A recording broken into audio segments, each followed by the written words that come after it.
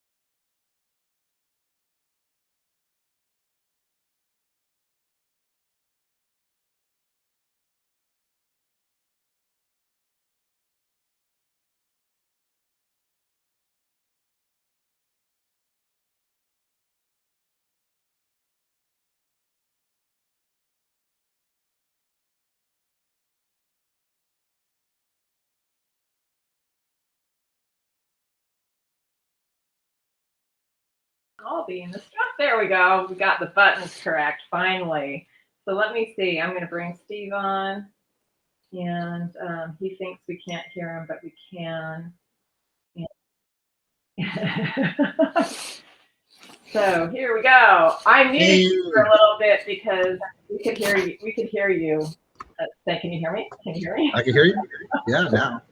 So what kind of question did you get today? So my question is, I know we have a lot of seniors that are taking care of those kids. Mhm. What do we do? What do they do when the kids are taken care of are rambunctious, are borderline out of control, not paying attention, not listening, um, and they're not their kids? What kind of advice can we give them on how to discipline their kids, how to watch over them, raise them right? Wow, that is. I don't know if that's a parent. That's a caregiver question versus. Well, maybe it's a caregiver because as a parent, you're a caregiver to children, Right. or if it's a parenting question. Personally, I feel parenting for me was always a tug pull between how much do you nurture and hold them in versus how much do you let them fly out on their own and be successful, and learn to make some mistakes and so forth. And I'm sure we have issues with attention deficit, and with COVID, kids seem to be very cooped up. um, but I think personally, I think it's important to have boundaries and to do what you say you're going to do. My mom always used to say, live with the punishment that you're going to dole out. So I was always very careful not to tell my kids, you're granted for life, that you'll be granted for an hour or the day or the weekend. With the punishment, fit the consequence, or the consequence should equal that what they were doing incorrectly. Right. But it's harder too for older adults who may be parenting their grandchildren because they may not have as much energy. So I think you need to get creative with the kids and make sure that they are getting a lot of physical exercise so they can, really get that out. I don't know. Maybe our guest even has some answers for that. But Are that's there are there programs or like are there do senior centers have ideas on like what to do with kids to get them active, to get them out of the house, things like that? That's a great question. There are actually associations that are purely grandparents raising their grandchildren.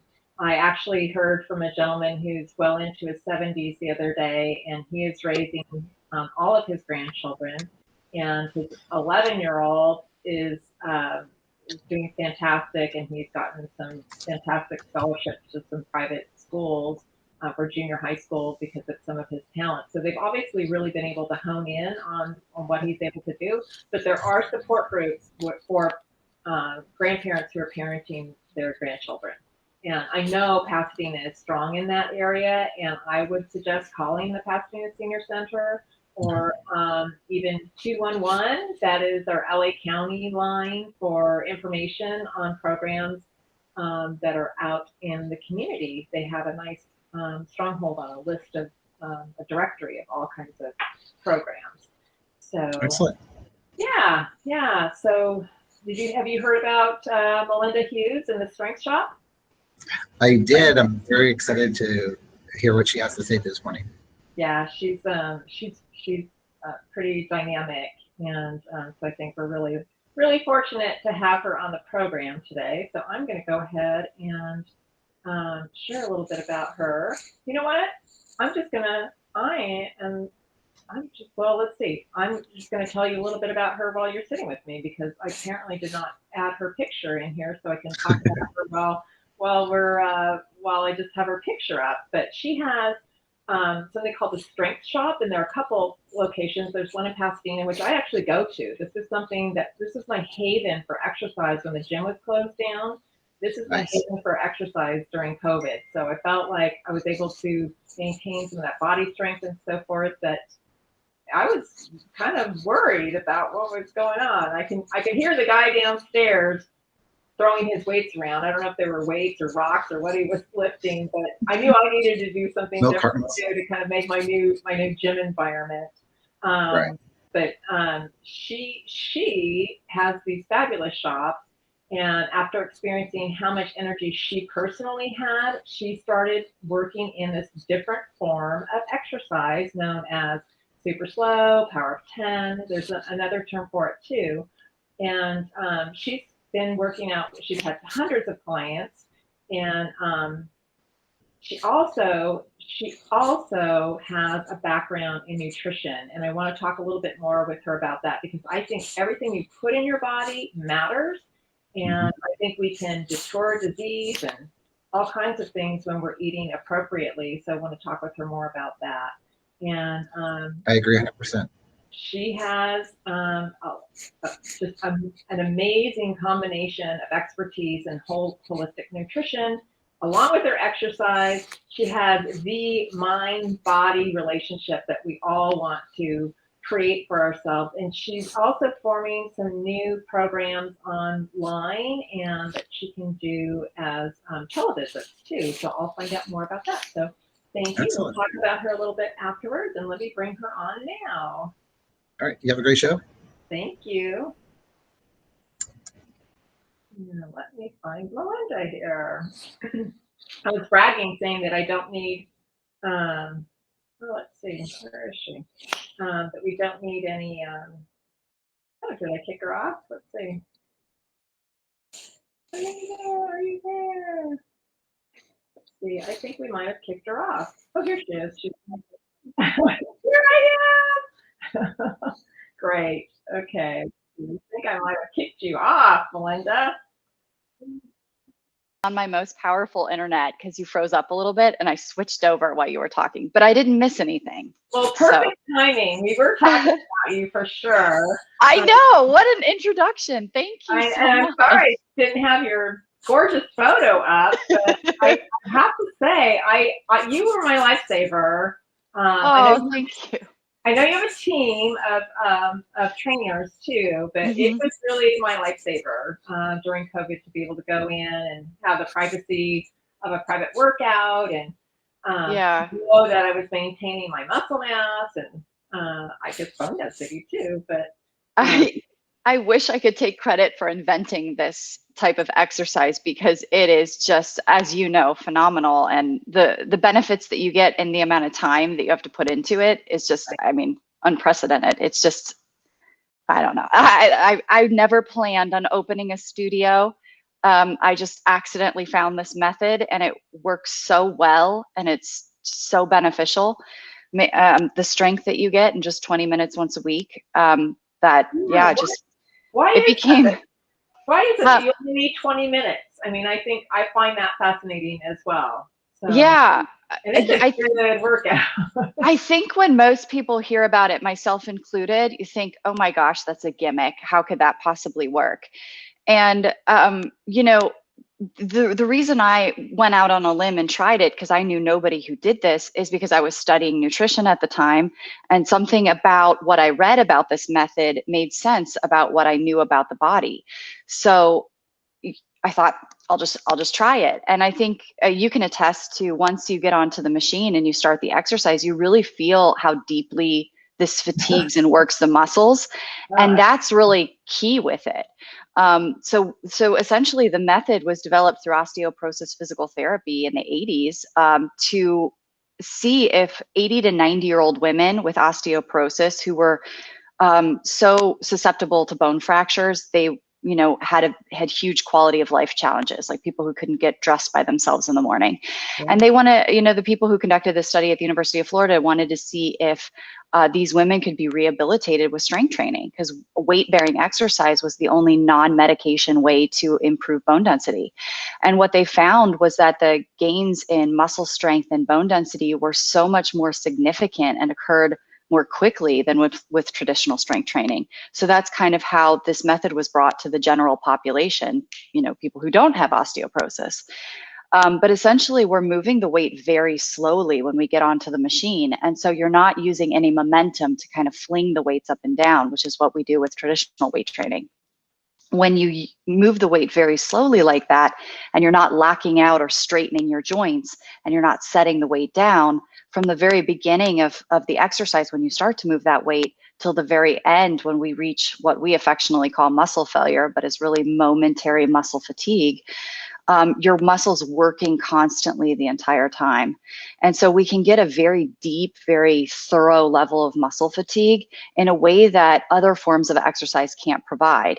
And when we work to that level of intensity, what it does is it stimulates a reaction from the body. It stimulates the body to adapt and change. So growth hormones are released, osteoblasts are released that are bone building, mechanisms in the body.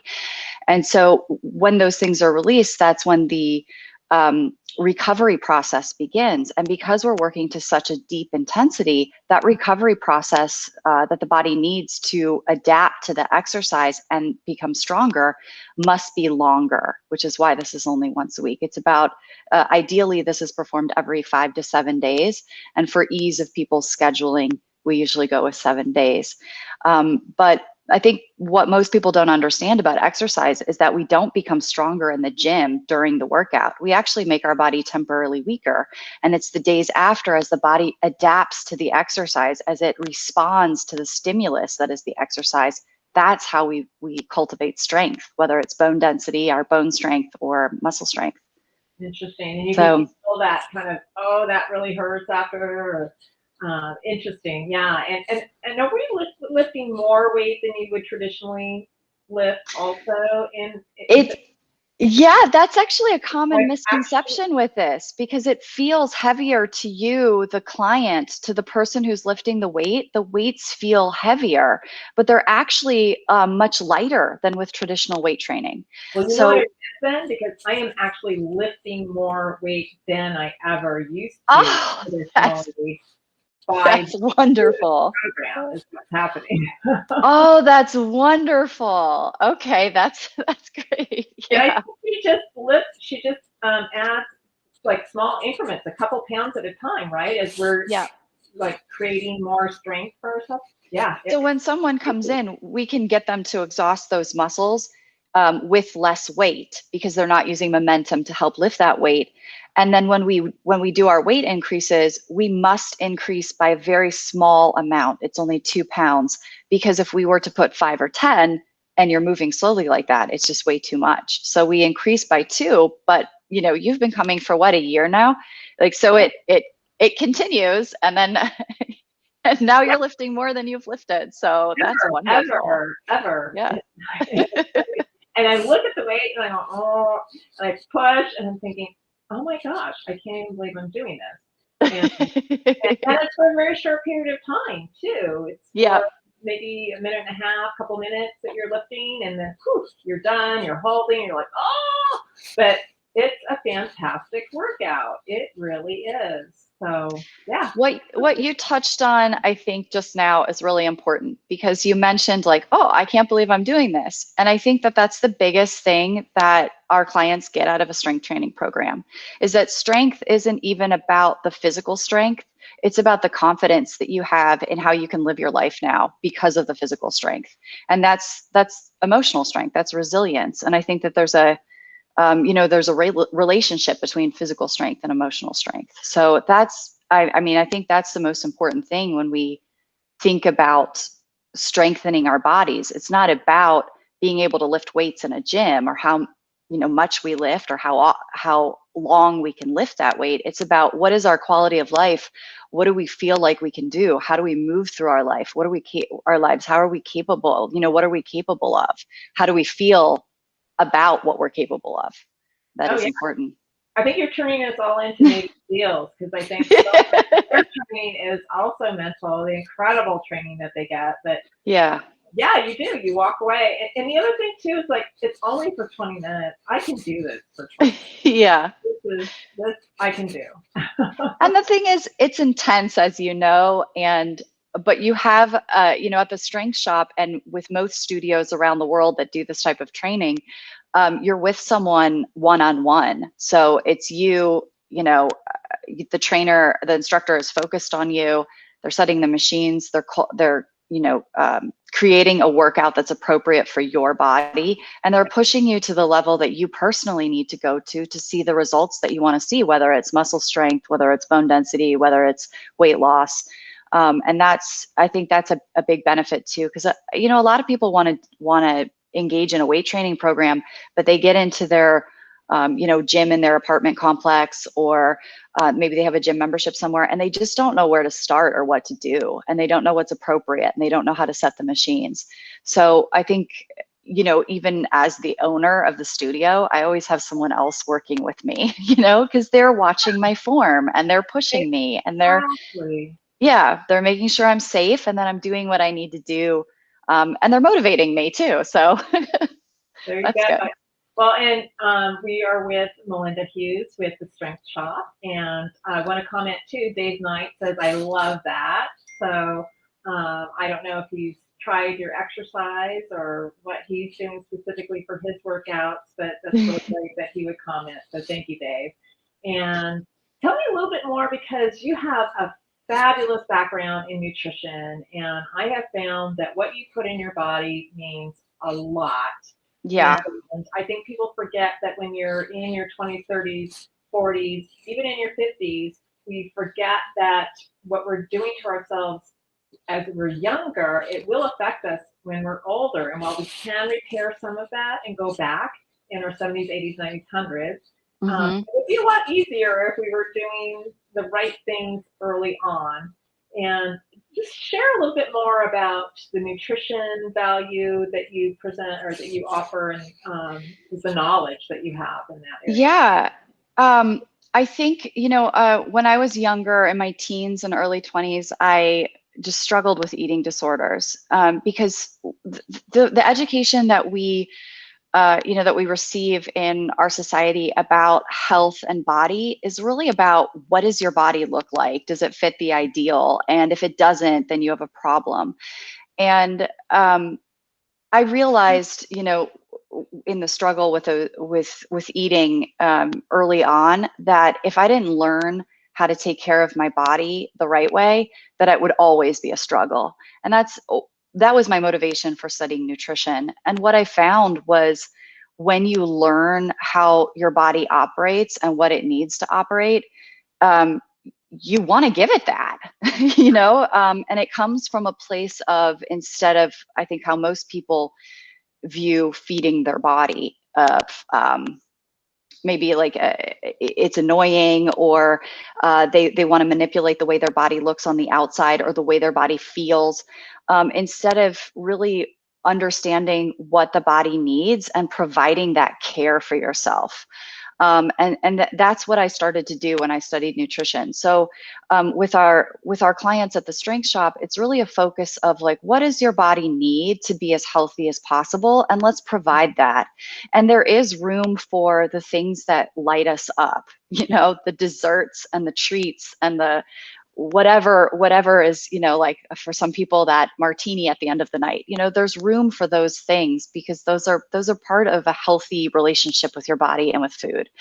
But you are what you eat, and the food that goes into your body has a chemistry, and it has nutrients, or doesn't have nutrients, that it yields to your body, and your cells use those mechanisms, those nutrients in the food, to repair, to rebuild, to live, to do what it needs to do. And if we don't provide the body with those things, you know, it's a direct, there's a direct correlation to how the health that you experience to what you're putting in your body. Oh, So absolutely. the other big thing that I've learned, you know, working with people, is a lot of people have this "I want an easy fix" kind of mentality. I think we all fall into that a little bit. And people rely on supplementation, on vitamins, you know, taking a multivitamin for their nutrient needs. And this is a flawed approach for several reasons. Number one, there's no high quality supplement is going to trump the vitamins and minerals that are present in healthy whole foods. Yeah. But in that too, when you're taking a supplement, if it's a tablet, for instance, that tablet has to disintegrate in the perfect place in your gastrointestinal tract to be able to be absorbed by the gastrointestinal tract into your body. And if it doesn't break down in that appropriate place as you're digesting it, you're not going to absorb those nutrients. When we take powder nutrients or liquid nutrients, sometimes those, especially the big powder jars, if there's multiple nutrients in there, those molecules have different weights, so they fall in different places, and you're not getting the exact nutrient breakdown that's on the side of the jar. So what I'd like to teach people, especially people who, you know, may be diagnosed with something and their doctors say, you know, these medications, but also these nutrients, let's not rely on those nutrients alone. So if you have osteoporosis, let's not rely on supplementation of vitamin D and calcium and K2 alone. Let's try to get the whole food sources of those vitamins and minerals through your food. And that's really going to be, you know, the most effective at helping the person, you know, helping the person's body build that bone density or heal from that or manage that chronic illness. Oh yeah, I agree with that completely. I mean, I think people know that they're going toward, with their blood tests, they know they're going towards whatever issue, Mm-hmm. and we just cut off the engine light by taking a prescription medication versus Yeah. let's stop and look at what our body's really lacking, get a really in-depth study of what we need, what we have too much of, and make some changes that way, because I think we can be so much healthier and have a much better quality of life as we age when we're looking at really what is the issue. So Yeah. I'm really glad you're focusing on that. There's a man who's a forerunner, or he wrote a book called Body by Science. His name's Dr. Doug McGuff, and he is an emergency room doctor who owns a studio like the Strength Shop in one of the Carolinas. And his book is fabulous. It breaks down the science behind the workout and how it affects, how it strengthens your cardiovascular system. And it's an amazing resource. But one of the things that he talks about is your health span versus your lifespan. So we want our health span and our lifespan to run equally. We want to enjoy optimal health right until the very end. But that there's also this unfortunate acceptance that as we age, we have to experience a decrease in health. And it's not true. It's become the rule, it's become the norm, but it doesn't have to be. And we have the power over how we age. We have power over how we feel as we age and the health of our body, and that increasing that health span. And the remarkable thing that he mentions in these talks that he gives about this topic is that when they study the demographics and the statistics of people who start a strength training program like the one we offer at the Strength Shop, later in life, as opposed to someone who like me, who found it in their 20s and has been lucky enough to be doing it this whole time, there really isn't that much of a difference. Once that person in their 50s, 60s, 70s begins that exercise program, they quickly improve their health and run a line that's very similar to people who've been doing it their entire lives. So what's wonderful about that is that it's never too late. It's never too late to experience that type of health as we age. I agree. I couldn't agree more. I think we can always do something at any age to improve and get better. I have a theory of good, better, best. So maybe you can. Yes. It would be good if you took maybe sodas out of your diet. It would be better if you had lots of water to drink. But we can set those kind of measures for our clients and just guide them towards slow, progressive, positive results. And that, I think it means so much. That is wonderful. I love that. I love that. Absolutely. So Melinda, I have a scroll here. Some people may be just listening to you, but share your phone number, how people can get a hold of you. Well, if you'd like to learn more about the Strength Shop and the program that we offer with strength training, or any nutrition questions that you might have, the Strength Shop number is 626-999-4850. And you can call or text that number, whatever's convenient for you, and we'll get back to you as soon as we can. And I'm happy to answer any questions that people might have. Oh, that's great. And Melinda, will you come back? I think it would be fun to either do a training session, or we can do a little bit more I would love that. Camera on the go and see. Yeah. All right. And really show. It would be wonderful too. I'm sure one of my clients in their 70s, 80s would be happy to. I have someone who came to mind right away who trains on Friday mornings. He would be happy to volunteer. He's 89 years old and he's been doing this workout with us since we opened. Well, we opened in 2011 in Pasadena, and he started with us in 2012, and he's been consistent every week with his wife. And they're fabulous, and they're just thriving, just loving life, healthy, standing up super straight, 89 years old. Yeah. Oh, fantastic. Well, come back and maybe he will join us, maybe he and his wife. And that would be wonderful. Yeah. I'll ask him. And I'll see you next week at the Spring Shop. Okay, sounds good. Thank you so much for having me. Oh, no, thank you. And have a great weekend. You too. All right. And then we'll bring Steve back on with us and talk a little bit about the weekend. Oh, there you go. You're drinking your water. That's a good thing. Yeah, I'm inspired. Actually, going to this weekend. Yeah, so we have all kinds of applause in the background. I can see different people reacting to what Melinda was saying, and I love what she does. So I'm going to get my head more in the game, be that gerontologist, be that example of healthy aging, and see what I can do to. Tell me, when you work out, what do you do every body part? Are you doing legs? Are you doing arms? What are you doing? Well, yeah, they try to balance it with a variety of different machines. So I think you should just come in and check it out. I seriously would. Thursday morning. Yeah, come in. And they'll do a free session with you, and just to show you what it's like. And then if you want to move forward, you can take a day to go and work out. Yeah, definitely. I could be one of the shows down the road. Maybe I'll talk about my results. You want to be the guinea pig? Okay. I could be the guinea pig. All right. Sounds good. All right. Any fun plans for the weekend? One more time. Any fun plans for the weekend? Oh, sorry. Yeah, I'm actually going to Santa Barbara. So I'm going to go hang out there and try and maybe do a little run on the beach and visit some friends. Nice. All right. How about you? You know what? I'm going to be going to a virtual wedding. We have some friends who are living in Thailand, and she's from Croatia and he is from the United States, and we are going to watch their wedding this weekend. So, or Latvia. She's not from Croatia. She's from Latvia. So, sorry about that. So yeah, that's what we're doing. So let me go wrap it up, and you have a great one. You have a great one out there. All right. Take care. Have a good weekend. Thanks. You too. And here we go.